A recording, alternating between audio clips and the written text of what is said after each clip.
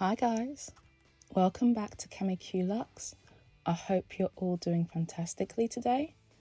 I'm just having my morning coffee, so please, feel free to have a drink or a snack or something and join me as I start my day.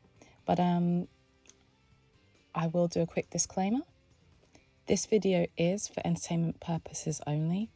What you choose to spend your hard-earned money on is completely up to you, luxury or not. Okay, so in today's video, we're going to be reviewing a bag. This is the first luxury bag that I actually bought with my 10-point checklist. I will link that 10-point checklist video somewhere here. And hopefully that will also be something that will guide you if you're also looking for your first luxury bag. Or even if it's not your first one, just kind of helping you cross off those things off the list. So, without further ado, the first bag I bought was the Gucci Soho Disco. Let me just adjust her here and here. So as you can see, she comes with a crossbody strap and gorgeous tassels. Let me bring her a little bit closer so you can see her.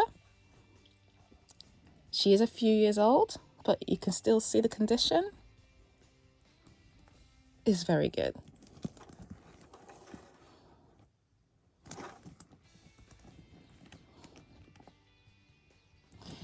Okay, so let's unzip her. Oh, and she's still full of stuffing because of course I take care of my bags. So shall we get this removed together? Are you ready? 1, 2, 3, and she's empty. There we go. All that's left in her is her care card. Let me put that to one side. Let's have a look at that lining. So as you can see, there's a little bit of dust in here, but the lining is in great condition. It is a white canvas lining. Let me just see if I can pull her out just to help you guys see that. You can also see the tab, Gucci. You won't be able to read it, but it does say made in Italy. Let me push her back in and you can have a good look at her. Okay, so the crossbody strap in itself, let me turn to the side here. It is not removable. It is permanently attached via this ring and that is sewn in, so it's not going anywhere, okay? And I did put a small elastic tie here just to hold the strap in place while it's in storage because I don't like the straps to get too deformed over time. And you can of course just buy a little, a little clip and just clip it on as well, but I am a little bit of a convenience queen, so in a pinch I'll just put an elastic tie there. It is adjustable. You can see there's a few inches of adjustment. I've got it on the tightest setting. This falls roughly on my hip. I am 5'7", so I am slightly taller.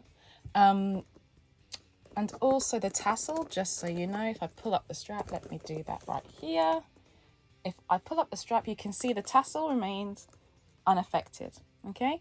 So the tassel somehow, I don't know how, defies logic, does not get impacted by you adjusting the strap.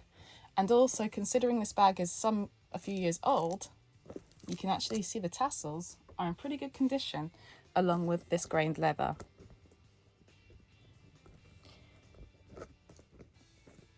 There's a little bit of dryness here, but there's nothing that a good buffing of the leather wouldn't solve.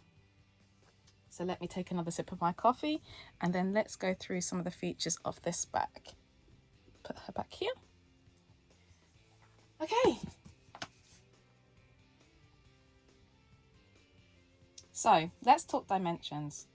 So the size of this bag is 8 inches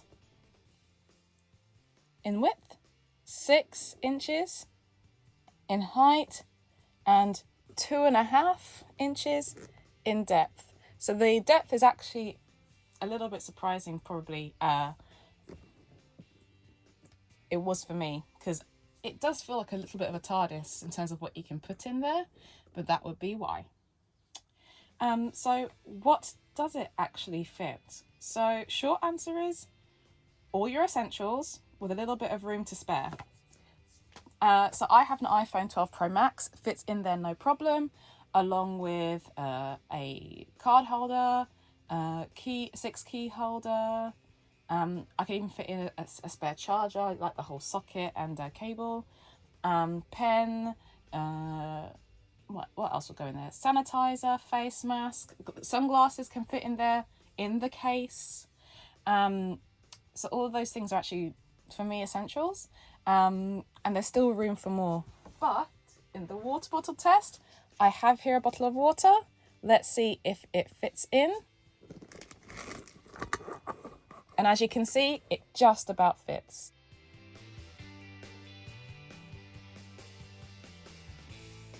So let's talk durability. So as you can see, you do have to use the tassel a little bit to pull the zipper. I'm doing it from a distance, but if you are actually holding the bag, on your person, then you would use this part of it. But the zipper's pretty smooth. The strap has lasted a long time as well. If I just go here, you can see there's no signs here of it chipping or cracking. I'll go here as well, no signs of chipping or cracking. Tiny little bit of fraying there on the on one of the ties of the thread, but that's about it. The actual tassel itself, let me just go around like that. You can see there's no real scratches on there or any real damage there. It still looks pretty fresh. And the interior has 0 stains. Hasn't even got discoloration really, so it's pretty impressive. And of course, with it being a grained leather, right, you can do lots of little things to help with the life of the bag. So wearability. There is only one way to wear it, which is via the strap, right? There is no other way for me to wear this bag. So I would say if you're somebody that likes to take a bag and change it around to, be a top handle or to be a clutch, this bag is probably not the bag for you. But it does have a great place as a crossbody. I tend to find that I wear crossbodies more than any other style of bag, simply because I like to be hands-free a lot. Touch, look and feel. So when the bag is full, it does have a great squishability, let's say.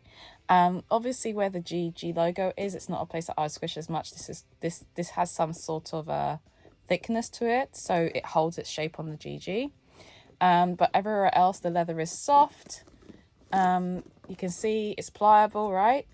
It does hold its shape pretty well. You can see there's no real major sinking of the leather here. But that's also because I stuff the bag to make sure that it holds its shape over time. And the tassels, of course, they're not sticky. As you can see, they move separately perfectly well. There's no issue there with it, feeling like one big mass that you can't move around. And also when I'm actually carrying the bag, I do find myself just doing this a lot because it is just quite nice. Okay. Now let's talk about budget and how I actually got this bag. So I purchased this bag a few years ago, and I purchased it at the time at an airport boutique. So this meant I was able to get the bag at a discount. It was within my budget at the time. I did my 10-point checklist, and I said, okay, this is the bag that I want. But I think it would be unfair for me to compare the price of it then to what you'd pay for the same bag today. So the last time I saw this bag was a few weeks ago, actually at a Gucci outlet here in the UK. But it was still at what I felt was a retailing price. It was over £1,000. I think it was about £1,100. I did not pay that for the bag. But if I was repurchasing my first bag today, would I pay that for this bag? Absolutely. Why is that? Because it's subtle in its logoing, so I can take this to a lot of places and it doesn't scream Gucci, but those who know, right? That's the first thing. Because it's an all leather bag with a long span of life on it that I can carry crossbody every day. It's not an evening bag because of the crossbody strap, but there's no reason why I couldn't wear this, from day into evening, because it is all black. And there is logo here, but it's still subtle enough to where if you didn't know, you wouldn't know. But if you know, you know. So this bag has been for me a fantastic piece that I've really enjoyed this whole time and I continue to wear now. So if you've enjoyed this video, please like, comment, subscribe. And for my next video, I'll be talking about contemporary luxury and why you might not want to write it off completely. I've actually got a few bits of eye candy for that too.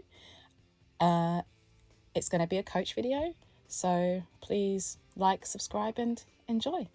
Thank you so much for watching, guys. Take care. Bye for now.